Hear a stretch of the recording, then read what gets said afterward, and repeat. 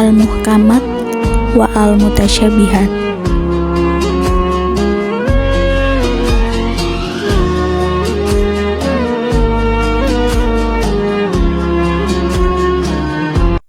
Assalamualaikum warahmatullahi wabarakatuh. Di sini saya akan menjelaskan tentang al-muhkamat wa al-mutasyabihat. Jadi, pengertian al-muhkam itu memutuskan antara dua hal atau bagi untuk mencegah yang mungkar dan yang doling, atau ayat-ayat Al-Quran yang dapat diketahui penjelasannya dan takwilannya. Dan penakwilannya itu hanya satu segi. Jadi, pengertian al-muhkam itu penjelasannya yang sudah pasti dan sudah benar. Pengertian al-mutasyabihat itu tidak dapat dibedakan dengan hal yang lain karena ada kemiripan di Al-Quran, dan pentakwilannya itu hanya beberapa segi, dan ada juga ayat yang bisa ditafsiri dan itu hanya Allah yang tahu. Ada juga sebab-sebab ayat al-mutasyabihat.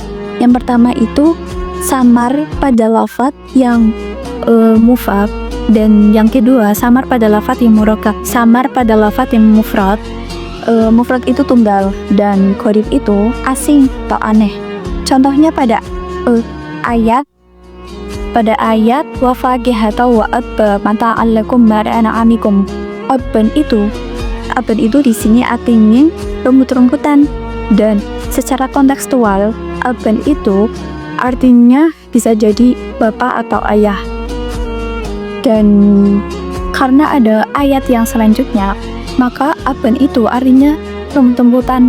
Kalau tidak ada ayat yang selanjutnya, maka abban itu berbeda dan artinya itu membingungkan atau aneh. Selanjutnya, lafaz mufrad itu ganda. Contohnya pada ayat faruha alaihim turban bil yamin.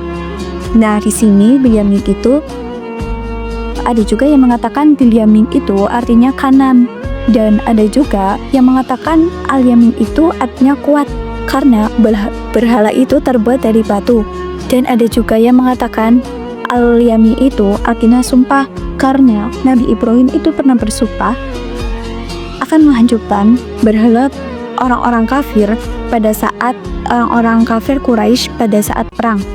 Jadi al-yamin itu memiliki arti yang beragam tetapi tunggal, dan ganda dan juga banyak ya, beragam.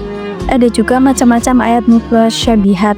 Yang pertama itu semua orang tidak bisa mengetahui makna ayat yang gaib. Macam-macam ayat al-mutasyabihat yang terakhir itu semua orang bisa mengetahui makna melalui pengkajian dan penelitian, dan dapat diketahui oleh ulama tertentu dan tidak dapat diketahui oleh ulama lain, apalagi itu orang awam. Yang selanjutnya ada hikmah ayat mutasyabihat.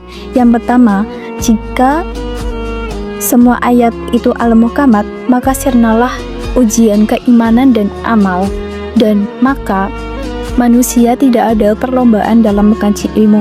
Yang kedua itu ada jika semua ayat al-mutasyabihat, maka lenyaplah kedudukan sebagai penjelas dan petunjuk bagi manusia. Yang terakhir itu ada terhindar dari taklid dan meningkatkan kekhusyuan dalam membaca Al-Quran.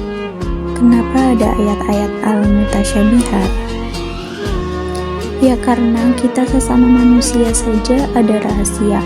Begitupun Allah kepada makhluknya punya rahasia untuk menguji supaya semakin yakin dan cinta dengan Al-Quran. Cukup sekian presentasi dari saya. Apabila ada tutur kata yang salah, mohon dimaafkan. Semoga penjelasan dari saya bisa bermanfaat bagi kalian semua. Billahi taufik wal hidayah. Wassalamualaikum warahmatullahi wabarakatuh.